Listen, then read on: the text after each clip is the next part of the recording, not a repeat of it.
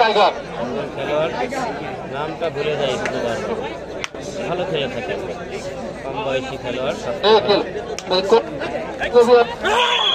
শক্তি আছে, শক্তি আছে, আসলে হাত কৌশল একটা শক্তি। আমরা দেখলাম তাকে দুর্গে হানা দিয়ে কিভাবে সফলতা নিয়ে ফিরে এলো তার নিজের ঘরে। জুনায়েদ ভাই ভালো আছেন? জি আলহামদুলিল্লাহ। রেজাউল করিম কুড়িগ্রাম থেকে, অসংখ্য ধন্যবাদ ভাই। কুড়িগ্রাম থেকে দেখছেন, কুড়িগ্রামে আপনাদের টুর্নামেন্ট হচ্ছে কিন্তু আমি যেতে পারতেছি না। রাশেদ ভাই গেছিল মনে হয় কয়েকদিন আগে, 2-3 দিন আগে। রাশেদ ভাইদের টিম আর কি।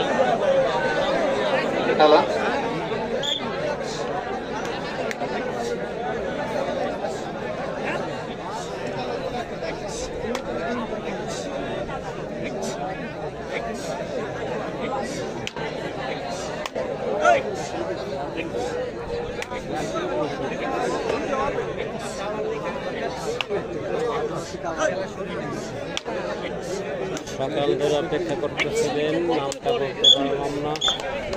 ইটালিতে আছে, খুব কষ্ট করে খেলা দেখতেছি। এখন আমাদের এখানে 9টা বাজে।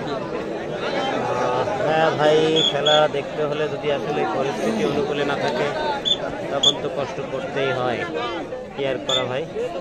এখানে খেলা শুরু হওয়ার কথা ছিল 10টার মধ্যে, সেটা শুরু হলো 12টারও পরে গিয়ে।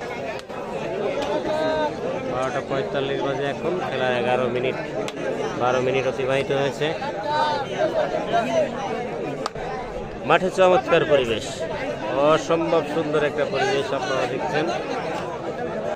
মাহান্দি থেকে নাসিম মোড়ল, কোথায় হচ্ছে খেলা? রেজাউল করিম জি ভাই, খেলাটা আমি সরাসরি দেখছি। খেলা অনুষ্ঠিত হচ্ছে গোপালগঞ্জের টুঙ্গিপাড়ার গিমাডাঙ্গে।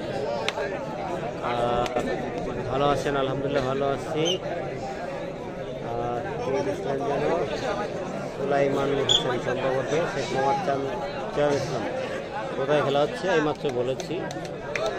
আর একটি গোল আমরা দেখতে পেলাম ইতিমধ্যে। মাটি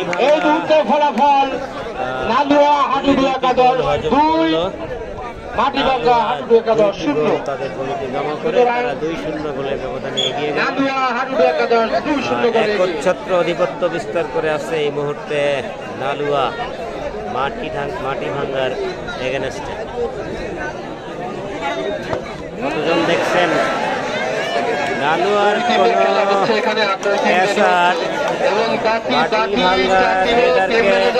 ধরলে বিশেষভাবে অনুরোধ যাচ্ছে।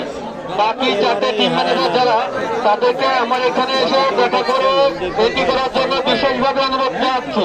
এরপরে এই খেলার পরে আবার নতুন টস হবে, আপনারা দ্রুত এন্ট্রি করে যান এবং প্লেয়ারের নামের তালিকা জমা দিয়ে যান এখানে এসে। ভাই আমার উপর সবার চোখ পড়ে গেল, আমার জায়গায় কালারের নাম দিয়ে গেছে, আমি কি কালারের যোগ্য? আসলে মোল্লারহাটের খেলা থেকে আপনার এই অবস্থাটা তৈরি হয়েছে। এবছর মোল্লারহাটের প্রথম যে টুর্নামেন্টে তালিকায় আপনার নাম দেখেছিলাম, তারপর থেকে প্রত্যেকটা টুর্নামেন্টে কালারের তালিকায় আপনার নাম চলে যাচ্ছে, যে কারণে আপনি জুনিয়র প্লেয়ার হওয়ার কারণে আপনি কোনো টুর্নামেন্টেই খেলার সুযোগ পাচ্ছেন না। এটা দুঃখজনক, খুবই দুঃখজনক। আমিও হতাশা প্রকাশ করছি। আসলে আপনাকে নিয়ে আমার অনেক আশা ভরসা ছিল যে আপনি একটা তারকা প্লেয়ার হতে পারবেন হয়তো। ঢাকা থেকে সুলাইমান হোসেন, অসংখ্য ধন্যবাদ দ্বিতীয়বার আবার কমেন্ট করার জন্য। কতজন দেখতেছেন কেউ একটু কমেন্ট করেন প্লিজ, আমার ভিউ সংখ্যা হাইড হয়ে গেছে। আপনারা শেয়ার দিচ্ছেন না বোধহয়, মনে হয় লোক সংখ্যা বেশি না, এই জন্য কমেন্ট করতেছেন না। যদি কম দেখি হয়তো বলবো শেয়ার করেন, আপনাদেরকে হয়তো বিরক্ত করবো। রাজ আহমেদ হৃদয়, গোপালগঞ্জের টুঙ্গিপাড়ায় খেলা হচ্ছে। টুঙ্গিপাড়ার গিমাডাঙ্গা শেখ রাসেল স্মৃতি সংঘ কর্তৃক আয়োজিত 8 দলীয় টুর্নামেন্টের প্রথম রাউন্ডের প্রথম ম্যাচ, বলা যায় উদ্বোধনী ম্যাচ এটি।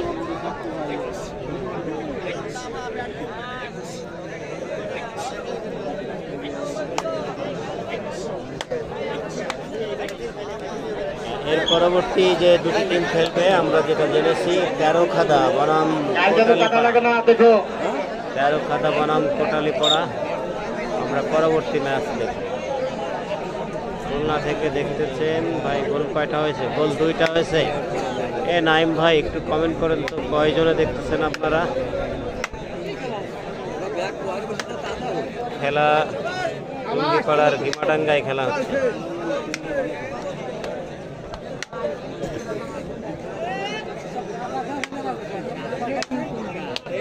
যশোরের খেলোয়াড় আছে কি? যশোরের কোনো খেলোয়াড়কে আমি দেখতে পাইনি, জানি না পরবর্তী কোনো টিমে আছে কি। 274 জন, দেখেন কত কম। এরকম একটি টুর্নামেন্ট অনেক অপেক্ষার পর, অনেক আশা আকাঙ্ক্ষার টুর্নামেন্ট। আপনাদের আরও অনেক বেশি দর্শক হওয়া উচিত ছিল লাইভে। আপনারা হয়তো 306 শেয়ার কম করতেছে, যেটা বলেছিলাম যে দর্শক সংখ্যা কম দেখলে হয়তো আমরা শেয়ার রিকোয়েস্ট করবো। সেই রিকোয়েস্টটা আসলেই করতে হয়। 321 যারা কমেন্ট করে দর্শক সংখ্যা জানাচ্ছে অসংখ্য ধন্যবাদ। পাশাপাশি শুভেচ্ছাও জানাচ্ছি।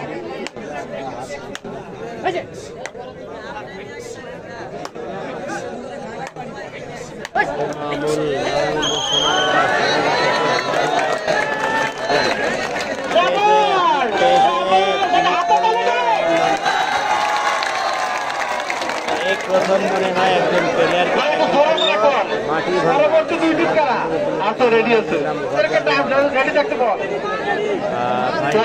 মাটি টিম কখন এর পরেই খেলবে ভাই। এরপরে হয়তো 5-10 মিনিট সময় আমরা দেখে থেকে ঘোষণা করা হচ্ছে কোনো সময় দিবে না পরবর্তী টিমগুলোতে। যদি আসলে টিম মাঠে না আসে কমিটির কিছু করার থাকে না। তবে খেলা হবে। সৌরভ আছে, রাশেদ তুহিন নেই ভাই, রাশেদ শরীফুলেরা আছে। যেটা বলছিলাম পরবর্তী খেলা অনুষ্ঠিত হবে তেরোখাদা ভার্সেস কোটালীপাড়া। জমজমাট সেই আকর্ষণীয় ম্যাচটি পরের ম্যাচেই হবে। আপনারা দেখতে অবশ্যই লাইভে দেখতে হবে।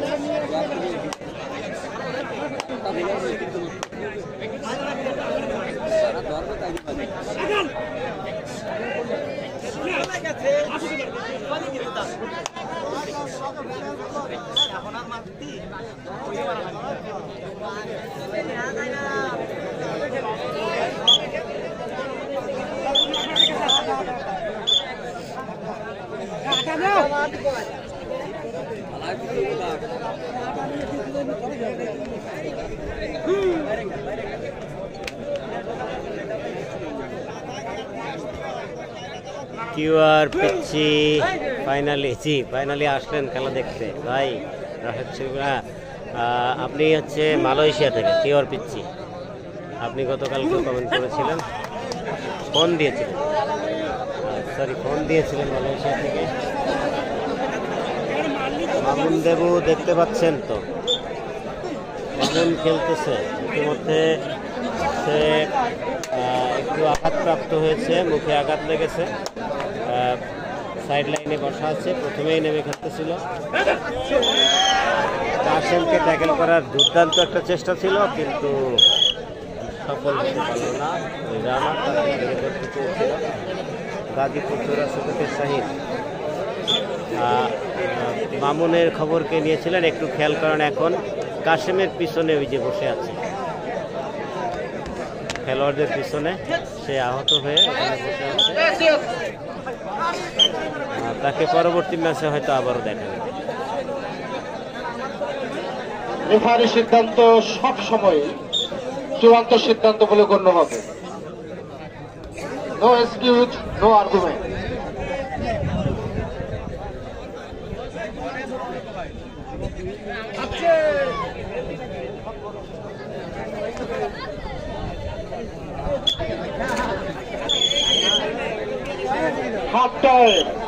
ফরাজি এই মুহূর্তে রেফারি বাঁশির মাধ্যমে আমরা জানতে পারলাম।